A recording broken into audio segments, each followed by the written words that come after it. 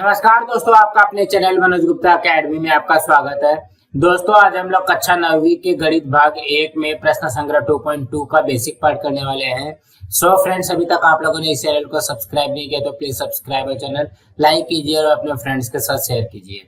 दोस्तों, बाकी विषय के भी प्रश्नोत्तर के वीडियो बना करके अपलोड किया गया है, उसका लिंक आपको डिस्क्रिप्शन बॉक्स में दिया गया, आप लोग वहां पर जाकर के देख सकते हैं। तो आइए अब हम लोग चालू करते हैं प्रश्न संग्रह 2.2 का बेसिक पार्ट। 2.2 को स्टार्ट करने के पहले इसका जो बेसिक पार्ट दिया गया वो हम लोग थोड़ा सा अच्छी तरीके से समझते हैं, ताकि हम लोगों को 2.2 करने में एकदम आसानी हो जाएगी, एकदम इजी हो जाएगा। तो सबसे पहले देखोगे क्या लिखा हुआ है, थोड़ा याद करें। मतलब हम लोगों ने 8th में ये वाला किया हुआ है। नीचे दी गई संख्या रेखा पर दर्शाई गई संख्या करनी में 2 तथा करनी में 3 परिमेय संख्या नहीं, अर्थात वे संख्याएं क्या है, परिमेय संख्याएं। मतलब ये जो करनी में 2 है, करनी में 3 है, ये क्या है, ये अपरिमेय संख्या है, परिमेय संख्या नहीं है। लेकिन हम इसको सिद्ध कैसे करेंगे, इसको प्रूफ कैसे करेंगे।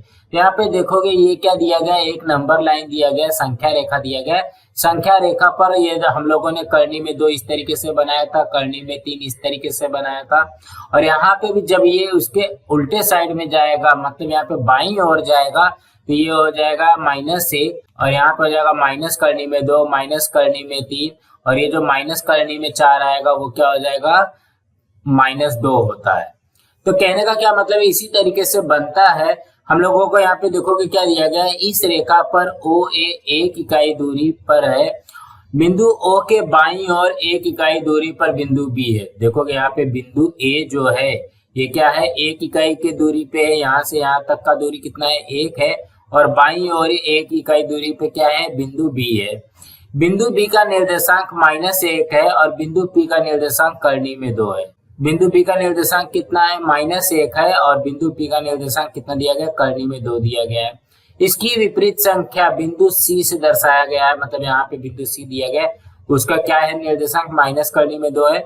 बिंदु C का निर्देशांक माइनस करनी में 2 है। उसी प्रकार करनी 3 की विपरीत संख्या को दर्शाने के लिए बिंदु D का निर्देशांक माइनस करनी में 3 लिया गया है। अब इसको कैसे प्रूफ करते हैं हम लोग, इसको कैसे सिद्ध करेंगे कि ये जो करनी में 3 है या करनी में 2 है, ये क्या है, अपरिमेय संख्या। इसको हमको प्रूफ करना है। अब यहाँ पे देखोगे क्या दिया गया, आओ जाने, मतलब अब हम लोग यहाँ पे सीखते हैं। सबसे पहले क्या दिया गया, अपरिमेय संख्या और वास्तविक संख्या। ये होता क्या है, जो अपरिमेय संख्या होता है वो क्या होता है, वास्तविक संख्या होती है वो क्या होता है। इसी को कहा जाता है इरेशनल नंबर और रियल नंबर। तो हम लोग इसको ऐसे समझ सकते हैं, अपरिमेय संख्या की परिभाषा क्या है, जो संख्या परिमेय नहीं होगी वो संख्या क्या हो जाएगी, अपरिमेय हो जाएगा। क्या है इसका परिभाषा, जो संख्या परिमेय नहीं होगी वो अपरिमेय होगी। तो इसको हम लोग कैसे करेंगे, जब भी हमको ये बोला जाएगा कि हाँ यहाँ पे हमको अपरिमेय संख्या बताना है, तो हम लोग इसको सीधा ये प्रूफ करना है कि वो संख्या परिमेय नहीं है, बस बात खत्म। एकदम छोटी सी चीज है, जो संख्या परिमेय नहीं होगी वो क्या हो जाएगी, अपरिमेय संख्या हो जाएगा। हमको क्या यहाँ पे प्रूफ करना है, क्या सिद्ध करना है, करनी में 2 यह अपरिमेय संख्या है, इसे अप्रत्यक्ष उत्पत्ति से सिद्ध कर सकते हैं। अब यहाँ पे देखो कि मैंने क्या बोला, यहाँ पे लिखा हुआ है अपरिमेय संख्या है, ये हमको सिद्ध करना है। तो हम लोग यहाँ पे क्या मानते हैं, माना कि करनी में 2 यह परिमेय संख्या है। तो मैंने क्या बोला था, पहले इसको ये सिद्ध कर दो कि भाई ये परिमेय संख्या है ही नहीं है। जब वो परिमेय संख्या नहीं होगा तो वो क्या हो जाएगा, अपरिमेय संख्या हो जाएगा। इसीलिए इसको मान रहे हैं कि अगर ये परिमेय संख्या है तो उसे P/Q मानेंगे। मतलब परिमेय संख्या क्या होता है, उसका हर और डिनोमिनेटर होता है, उसको P/Q के फॉर्म में लिख सकते हैं हम लोग। माना P/Q उस परिमेय संख्या का संक्षिप्त रूप है, अर्थात P तथा Q में एक के अलावा दूसरा कोई सामान्य विभाजक नहीं है। तो हमने यहाँ पे लिख दिया 4/1। तो ये जो है ना, यहाँ पे जो ये हर जो है, हर हरदम क्या होना चाहिए, 1 होना चाहिए। हर क्या होना चाहिए, 1 होना चाहिए। लेकिन इसका क्या बोला गया है, दूसरा कोई सामान्य विभाजक नहीं होना चाहिए। इसका जो विभाजक है 1 के अलावा दूसरा कोई होना नहीं चाहिए। तो यहाँ पे हम लोग इसको ऐसे लिख सकते हैं, करनी में 2 बराबर P/Q। ये देखो हमने इसको परिमेय संख्या माना है ना, तो हम लोग ये लिख सकते हैं कि करनी में 2 बराबर P/Q होता है। अब क्या करो, दोनों पक्षों का वर्ग लो। अगर हम इसको इस तरीके से यहाँ पे वर्ग ले लिया और इसको ऐसा वर्ग ले लिया, जब वर्ग लेते हैं तो ये करनी में और ये वर्ग कट जाता है, तो ये क्या हो जाएगा 2 बराबर p का वर्ग बटे q का वर्ग। अब यहाँ पे देखोगे क्यू स्क्वायर का क्या हो रहा है, भाग हो रहा है, तो इस साइड जाएगा तो क्या हो जाएगा, गुणा हो जाएगा, तो ये हो जाएगा 2q स्क्वायर बराबर p स्क्वायर, यही लिखा गया इसलिए 2q स्क्वायर बराबर p स्क्वायर। अब यहाँ पे देखोगे जब p स्क्वायर इस तरीके से आया तो ये क्या आ गया, ये 2 का गुणा किया जा रहा है, इसका मतलब क्या हो गया, ये सम संख्या बनेगा। तो p भी सम संख्या है, अर्थात 2 यह p का विभाजक है। यहाँ पे अगर 2 जो है ये p का विभाजक अगर बन जाता है तो ये क्या हो जाएगा, सम संख्या हो जाएगा, तो परिमेय संख्या हो जाएगा, क्योंकि हमको यहाँ पे विभाजक सिर्फ एक चाहिए। तो हम लोग इसको ऐसे लिखते हैं p बराबर 2t। अब यहाँ पे देखोगे जब p बराबर 2t हो जाएगा तो अब इसका स्क्वायर निकालोगे तो ये p का स्क्वायर हो जाएगा p स्क्वायर और 2t का हो जाएगा 4t का स्क्वायर हो जाएगा। अब यहाँ पे देखोगे p स्क्वायर बराबर हमारे पास था 2q स्क्वायर, यहाँ पे आ जाएगा p स्क्वायर के जगह पे 2q स्क्वायर और ये हो जाएगा 4t का स्क्वायर। यहाँ पे हमको पता है कि p स्क्वायर बराबर 2q स्क्वायर है, तभी तो ये आया ना। अब यहाँ पे देखोगे ये जो 2 है ये 2 से ये 4 कट गया 2 बार में, तो ये हो जाएगा q स्क्वायर बराबर, इसलिए q स्क्वायर यह सम संख्या है, इसलिए q यह सम संख्या बन जाएगा, इसलिए 2 यह q का विभाजक है। ये कथन क्या आ गया, 2 आ गया। कथन 1 तथा 2 से 2 यह p तथा q का सामान्य विभाजक है और हमको क्या चाहिए था, यह विसंगति है। मतलब विसंगति का मतलब क्या हो गया, यह मान्य नहीं है, क्योंकि p बटे q में p और q का एक के अतिरिक्त दूसरा कोई सामान्य विभाजक नहीं है, इसलिए करनी में 2 यह परिमेय संख्या यह मानना गलत है। मतलब यहाँ पे अगर ये जो है ये अगर यहाँ पे 1 आया होता तब इसको हम लोग बोल सकते थे परिमेय संख्या है, लेकिन यहाँ पे क्या आ रहा है, 2 आ रहा है, तो ये क्या हो जाएगा, अपरिमेय संख्या होगी। इसी प्रकार करनी में 3 या करनी में 5 यह अपरिमेय संख्या है, यह सिद्ध कर सकते हो। उसके लिए 3 तथा 5 n के विभाजक हो तो n स्क्वायर के विभाजक होते हैं, इस नियम का उपयोग कीजिए। मतलब यहाँ पे जैसे जैसे यहाँ पे आपको 2 के लिए किया गया था वैसे वैसे आप लोग 3 और 5 के लिए भी कर सकते हैं। तो वही चीज यहाँ पे लिखा हुआ है, करनी में 2, करनी में 3, करनी में 5 ऐसी संख्याएं संख्या रेखा पर दिखा सकते हैं हम लोग, लेकिन वो क्या हो जाएगी, वो अपरिमेय संख्या हो जाएगी। अब यहाँ पे कुछ नियम दिए गए हैं, यहाँ पे ध्यान देते हैं। जिन संख्याओं को संख्या रेखा पर बिंदु रूप में दर्शाया जा सकता है उन्हें वास्तविक संख्या कहते हैं। बिंदु रूप का मतलब कैसा हो गया, ये नंबर्स, जैसे यहाँ पे संख्या रेखा है, यहाँ पे 0 हो गया, 1 हो गया, 2 हो गया, 3 हो गया, इस तरीके से रहेगा तो ये क्या हो जाएगा, ये हो जाएगा वास्तविक संख्या। अतः संख्या रेखा के प्रत्येक बिंदु का निर्देशांक ही वास्तविक संख्या है और प्रत्येक वास्तविक संख्या से संबंधित बिंदु संख्या रेखा पर होता है। मतलब यहाँ पे वास्तविक संख्या जो है संख्या रेखा पर हम दर्शा सकते हैं। हमें पता है कि प्रत्येक परिमेय संख्या या वास्तविक संख्या होती है। क्या होता है, यहाँ पे ये लाइन को ध्यान देना, प्रत्येक परिमेय संख्या ये क्या होती है, ये वास्तविक संख्या होती है। मतलब इसको हम लोग यहाँ पे नंबर लाइन पे दिखा सकते हैं, किंतु करनी में 2, करनी में 3, करनी में -2/3 और यहाँ पे पाई दिया गया। देखोगे यहाँ पे पाई का मान क्या होता है, 22/7 होता है। तो आप लोग बोलोगे ये जो है 22/7 ये क्या परिमेय संख्या है, और यहाँ पे पाई जो है यहाँ पे लिखा हुआ है अपरिमेय संख्या है। लेकिन आप लोगों को पता होना चाहिए कि ये जो है पाई का मान 22/7 एग्जैक्टली नहीं है, इसका क्या है, लमसम अमाउंट है। जो मतलब ये पाई का मान ना हकीकत में देखा जाएगा 3.1417 ऐसे ऐसे ऐसे ऐसे बढ़ते जाता है, ये अपरिमेय संख्या है। सिर्फ हमारा जो कैलकुलेशन करना था इसके लिए यहाँ पे पाई बराबर हम लोग 22/7 लिखते हैं, लेकिन ये एक्चुअल में गलत है। हमारे कैलकुलेशन के हिसाब से ये सही है कि भाई इसको जो है लमसम अमाउंट में हम इसका कैलकुलेशन कर सकते हैं, लेकिन हकीकत में क्या है, पाई का मान जो है वो 22/7 के लमसम में आता है। और 3 प्लस करनी में 2 ऐसी वास्तविक संख्या परिमेय संख्या नहीं है, अर्थात ध्यान दीजिए कि प्रत्येक वास्तविक संख्या या परिमेय संख्या ही होती है, ऐसा नहीं है। जितने भी वास्तविक संख्या है वो परिमेय संख्या होती है वो नहीं है, लेकिन जितने भी परिमेय संख्या होते हैं वो क्या होते हैं, ये वास्तविक संख्या होते हैं। अब यहाँ पे देखोगे क्या दिया गया है, अपरिमेय संख्याओं का दशमलव रूप में लेखन। अब यहाँ पे देखोगे 2 का वर्गमूल निकाला है और यहाँ पे 3 का वर्गमूल निकाला है, तो ये ऐसे बढ़ते जाएगा। 2 का वर्गमूल 1.4142 1 ऐसे ऐसे सब बढ़ते जाएगा, और 3 का वर्गमूल 1.732 ऐसा ऐसा सब बढ़ते जाएगा। तो कहने का क्या मतलब है, करनी में 2 जो है होता है और करनी में 3 होता है, उसका मान है 1.732 और यहाँ पे 1.4142 ऐसे ऐसा मतलब ये होते रहेगा।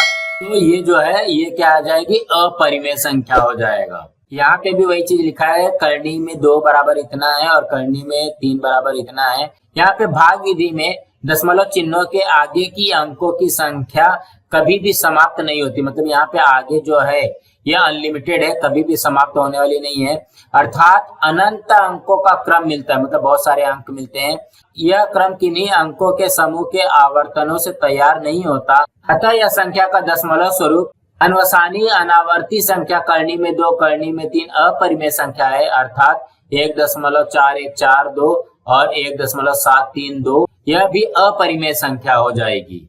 इस आधार पर ध्यान में रखिए, अनवसानी या अखंडित अनावर्ती दशमलव रूप वाली संख्या अपरिमेय संख्या होती है। मतलब जो शांत होता है वो परिमेय संख्या हो जाएगा, और जो शांत नहीं होगा अनवसानी अखंडित अनावर्ती होता है वो क्या हो जाएगा, अपरिमेय संख्या हो जाएगा। यहाँ पे ये जो पाई का मान दिया गया है वो हम लोग यहाँ पे समझते हैं। देखो यहाँ पे कृति 1 में क्या दिया गया है, एक मोटे कार्डबोर्ड पर विभिन्न त्रिज्या वाले वृत्त खींचिए।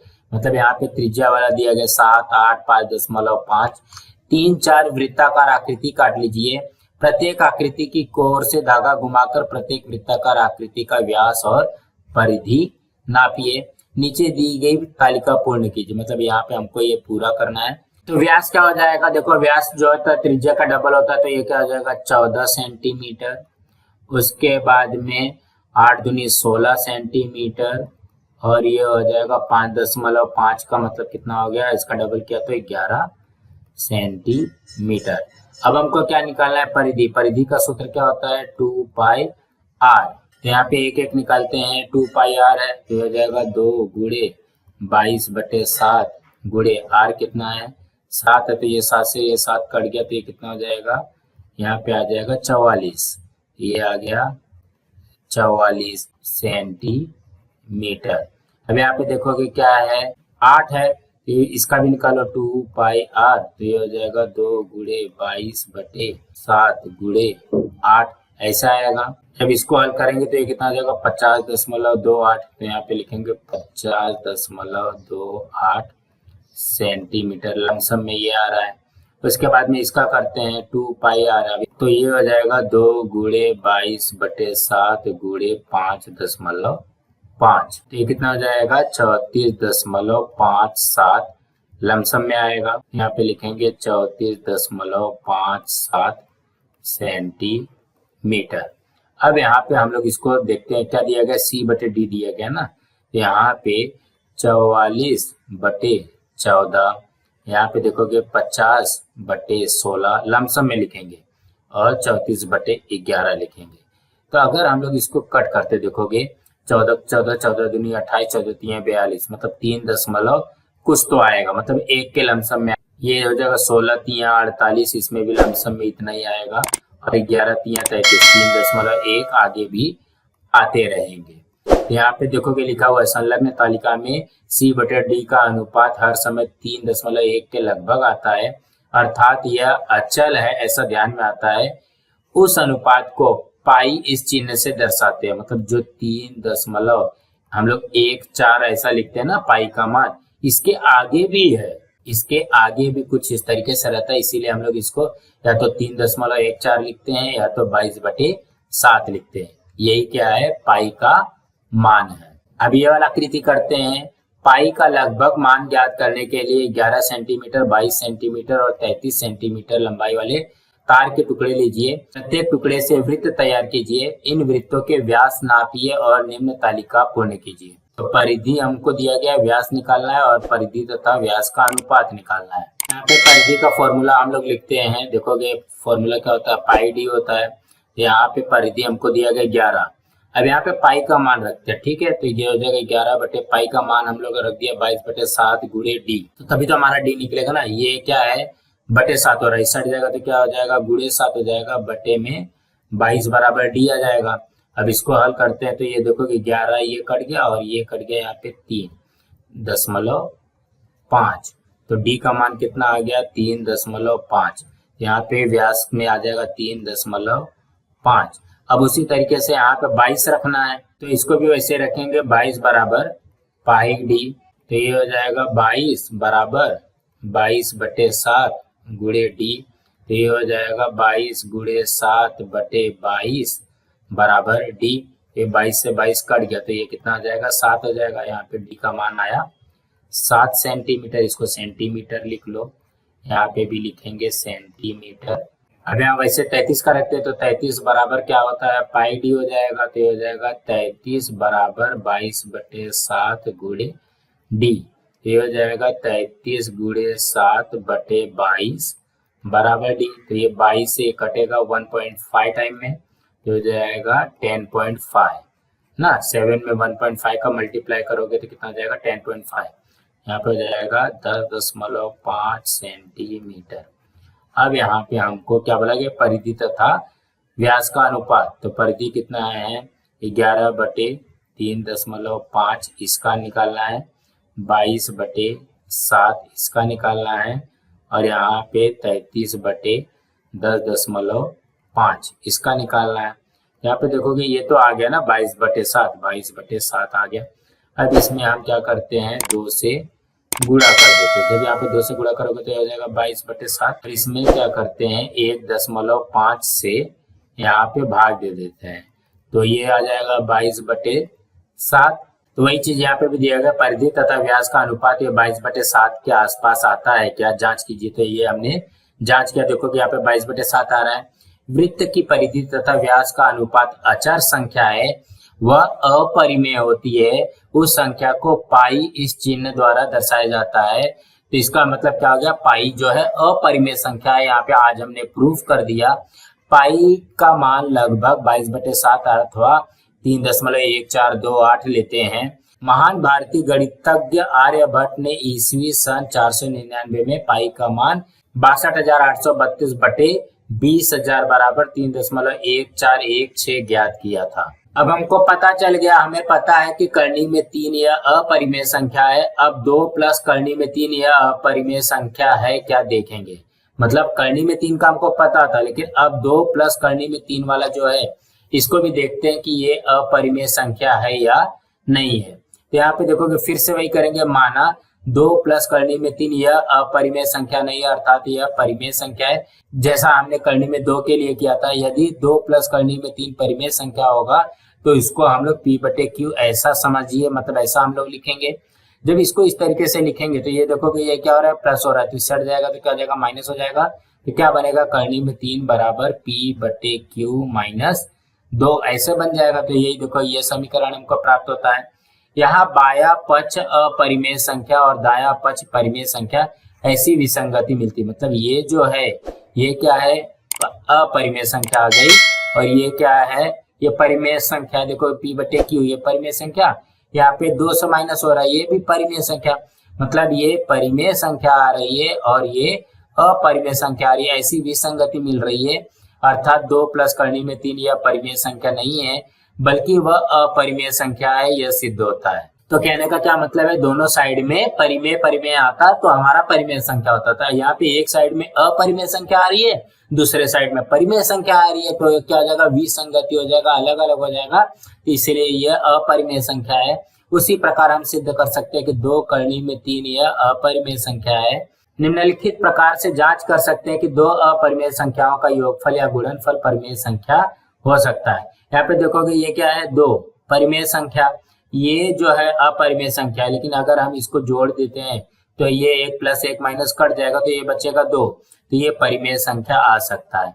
अब यहाँ पे भाग देना है अपरिमेय संख्या का, देखोगे 4 परिमेय संख्या, करनी में 5 अपरिमेय संख्या में बटे करनी में 5 का भाग देना है, अपरिमेय का भाग देना है, तो ये इससे कट जाएगा तो बचेगा क्या 4 बचेगा। इसका मतलब ये क्या हो गया परिमेय संख्या आ जाएगा। सेम उसी तरीके से ये भी कर रहा है। देखो कि ये परिमेय संख्या है, ये अपरिमेय, ये अपरिमेय। अपरिमेय में से अपरिमेय मतलब करनी में 5 में से करनी में 5 को घटा दिया गया, तो यहाँ पे बचेगा क्या, 3 परिमेय संख्या बचेगा। उसके बाद में इसको भी ऐसे करते देखोगे, यहाँ पे हो जाएगा परिमेय संख्या का 2 हो जाएगा और अपरिमेय संख्या का करनी में 3 में करनी में 3 का गुणा होगा तो क्या हो जाएगा, गुणा हो जाएगा। करनी में 3 में करनी में 3 का गुणा होता है तो क्या होता है, 3 होता है, तो ये हो जाएगा 6। याद रखोगे करनी में 3 में अगर हम लोग करनी में 3 का गुणा करते तो 3 त्रिक 9 होता है, तो ये करनी में 9 हो जाएगा, तो ये कितना हो जाएगा, ये आ जाएगा हमारा 3। उसी तरीके से करनी में 2 में करनी में 5 का गुणनखंड किया तो ये हो जाएगा करनी में 10। और यहाँ पे 2 करनी में 5 में से करनी में 5 को घटाया तो यहाँ पे आ जाएगा करनी में 5।